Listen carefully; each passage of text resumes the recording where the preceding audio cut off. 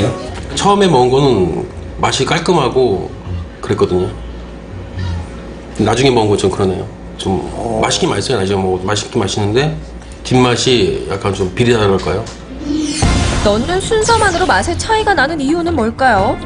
다 끓은 후에 맨 마지막에 넣었다가 4분 내지 8분 정도 지난 후에 꺼내는 방법이 가장 좋겠습니다. 그 이유는 뭐냐면 다시마 속에 들어있는 맛난 맛이라든지 알긴산 맛이 더 이상 많이 우러날 것이 없는데 오래 끓이게 되면 텁텁한 맛이 유도가 되거든요. 그래서 맨 마지막에 넣는 것이 가장 바람직하다 하겠습니다. 다 끓인 육수에 다시마를 넣고 우려내는 시간은 8분. 이렇게 우려낸 육수를 체에 걸러 맑은 물만 남기면 완성인데요.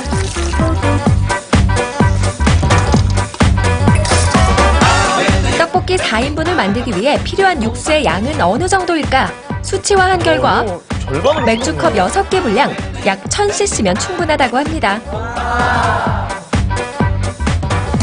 이제 떡볶이에 없어서는 안 될 떡을 손질할 차례인데요. 사장님 레시피와 찰떡궁합인 떡은 떡은 어떤 거 준비해요? 네, 저희는 밀떡 써요. 왜요? 저희는 뭐 쌀떡하고는 어울리지가 않고요. 밀떡이 잘 어울리고 양념장과 그리고 제일 맛있어요. 밀가루 떡에 들어간 전분 때문에 똑같이 전분이 들어간 고추장은 쓰지 않았던 것. 그런데 떡을 주물주물 문지르는데요. 떡을 왜 이렇게 빡빡히 주세요? 네, 밀떡이 묻어있는 밀가루나 전분이 떡볶이 국물을 탁하게 만들어가지고요. 저는 깨끗이 씻고 있어요. 냉장고에서 바로 꺼낸 밀가루 떡. 그런데 씻자마자 바로 프라이팬으로 직행. 흔히 냉장고 떡은 물에 어느 정도 불려서 말랑하게 만들어야 양념이 배인다고 하는데 떡의 준비 과정에 따라 맛의 차이가 있을까요? 각각의 방법으로 손질한 떡을 준비. 똑같은 육수에 오직 떡의 손질 방법만 달리한 2개의 떡을 넣은 뒤 똑같은 양념장을 넣어 떡볶이를 만들어냈는데요. 씻은 떡과 물에 불린 떡, 그 맛은 각각 어떨까? 손님들에게 그 맛을 다시 한번 물어봤습니다. 육안으로는 구분을 할 수 없는 2개의 떡볶이.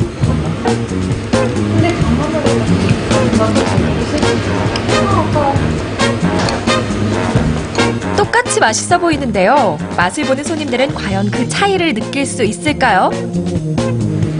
예, 이게 훨씬 맛있는데 이거는 둘 다 간은 좀 잘 배이는데 이 떡볶이는 좀 많이 퍼져 있는 반면에 이 떡볶이는 좀 쫄깃쫄깃하고 식감이 훨씬 더 좋아요. 떡의 어떤 성분 때문에 이런 차이가 나는 걸까요? 떡 조직 안에 물이 침투를 해서 들어가요. 그래서 그 공기 안에 있는 조직들을 이렇게 넓혀주기 때문에 물이 들어가면서 그래서 부는 거예요. 근데 씻어만 낸다라고 했을 때 그냥 물에다 이렇게 소쿠리에다 헹궈내듯이 씻어내는 건 별 효과가 없고 사실은 떡을 좀 이렇게 쭉쭉 좀 탄탄하게 주물럭주물럭 좀 해주는 역할이 있어야 사실은 안까지 좀 양념이 배 들어갈 수 있는 비법이 되겠죠. 맛엔 불 조절이 빠질 수 없습니다. 떡볶이 물 조절 어떻게 하세요? 육수, 떡, 양념장을 넣고요. 강한 불로 끓여주시면 되고요. 떡이 부풀어 오르면요. 중간 불로 하신 다음에 어묵 넣고 3분 후에 불을 꺼주시면 돼요. 이런 불 조절이 필요한 이유는 강한 불에 떡이 이렇게 부풀었다가 다시 수축하면서 떡 안에 양념이 맛있게 배어들기 때문이라고 합니다. 사장님의 떡볶이 레시피 정리해볼까요? 4인분 기준으로 우선 고춧가루 18큰술, 설탕 10큰술에 물엿을 8큰술 넣고요. 그 다음에 청주를 15큰술 넣어줍니다. 그런 다음 가장 중요한 파프리카 2개를 즙으로 갈아 다른 양념장과 함께 잘 저어주면 양념장 완성!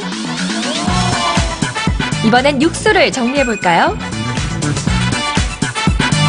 물은 200cc 맥주컵 기준으로 13컵 넣고 깊은 육수 맛을 위해 북어 대가리와 밴댕이 6마리, 건새우와 말린 표고버섯 각각 한 줌씩, 콩마늘 4개와 대파 4토막, 양파 1개를 넣은 다음 게시판 가서 보세요. 팔팔 끓기 시작하면 밴댕이 아까 6마리였어요?